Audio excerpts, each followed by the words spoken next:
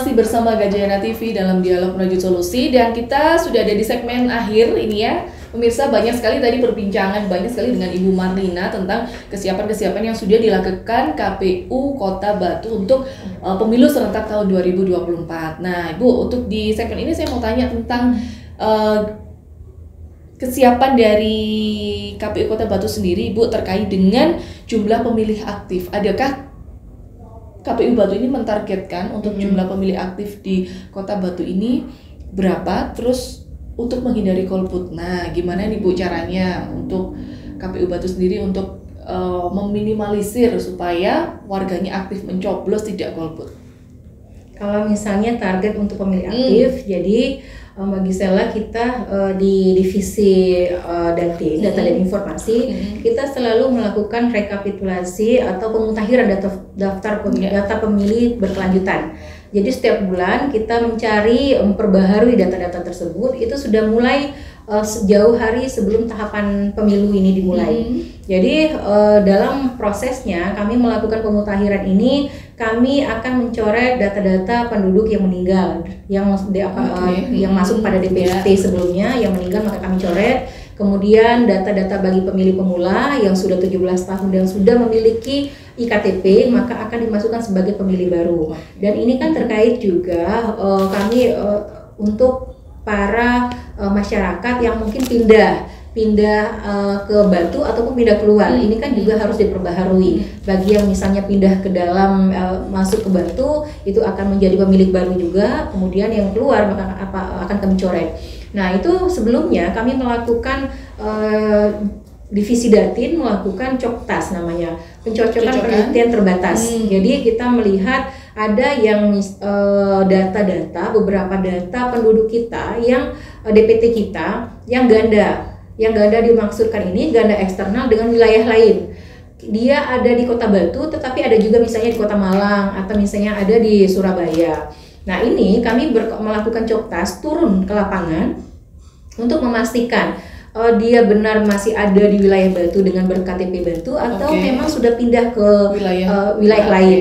Kalau seandainya masih berKTP dan tinggal domisilinya di Batu, maka kami akan meminta yang ganda yang mencantumkan data tersebut untuk mencoret di wilayah sana. Nah, juga pun kebalikannya, jika ada apa yang di sini sudah tidak ada lagi, maka kami akan mencoret otomatis. Ketika kami datangi bahwa orangnya sudah tidak ada lagi, sudah tidak berdomisili di sini lagi, maka kami akan hapus dari DPT kita. Nah, untuk informasi lagi bahwa beberapa bulan yang lalu kami melakukan rekapitulasi data pemilih. Ini sebanyak 156.000, Mbak Gisela. Jadi ini masih pasti akan mencapai hingga 2024 nanti pasti masih bertambah. Apalagi hingga sampai ke hari pemungutan suara, karena kan kita masih ada yang namanya DPT yang memang ditetapkan oleh KPU, nanti juga masih membuka kesempatan untuk DPTB. DPTB ini adalah daftar pemilih tambahan yang tadinya mungkin pindah pilih mahasiswa, misalnya pelajar, mahasiswa yang di luar provinsi Jawa Timur, kemudian ingin memilih di sini, nah itu harus mereka melakukan pindah pilih gitu. Nah, itu masuk nanti dalam DPT kita juga. Nah, pada hari pemungutan suara itu ada namanya DPK, daftar pemilih khusus. Itu adalah masyarakat Batu yang mungkin memang belum terdetek sama kita. Dia memiliki KTP tetapi tidak masuk dalam DPT. Nah, ini menjadi masuk dalam DPK kita, daftar pemilih khusus, dan nanti setelah pelaksanaan pemilu 2024 kita akan langsung masukkan itu ke dalam base data DPT kita gitu. Jadi untuk berbicara tadi, melanjutkan bagaimana menjaga agar pemilih-pemilih ini berkualitas, kemudian juga secara bisa tampil atau berpartisipasi secara aktif. Nah, saya khususnya di divisi sosialisasi pendidikan pemilih dan partisipasi masyarakat dan juga ESDM, kami meyakinkan bahwa pada hari ini kami sudah melakukan roadshow, bus to school. Kami pergi melakukan edukasi, sosialisasi pendidikan pemilih ke sekolah-sekolah. ini baik atas dasar permintaan sekolah sendiri maupun kita yang bersurat melayangkan surat kepada sekolah-sekolah untuk memberikan sosialisasi. Karena ada di divisi partisipasi masyarakat ini di pusat khususnya memiliki target nasional. Jadi target perencanaan atau program kerja nasionalnya kita memiliki fokus dulu pada 3 basis, 3 segmentasi. Segmentasi perempuan, kemudian segmentasi disabilitas dan juga segmentasi pemilih pemula. Nah, 3 segmentasi ini kami fokuskan karena apa? Karena ini kan posisi yang berbeda-beda ya. Mereka memiliki kriteria yang berbeda-beda. Jadi, kalau pemilih pemula, ini kan adalah pemilih yang mana benar-benar kalian yang dikaitkan pemilih pemula yang kategori usia 17 atau masih potensial, pemilih potensial yang hari ini umur usianya 15, itu kan dimungkinkan pada 2024 nanti berusia 17 tahun.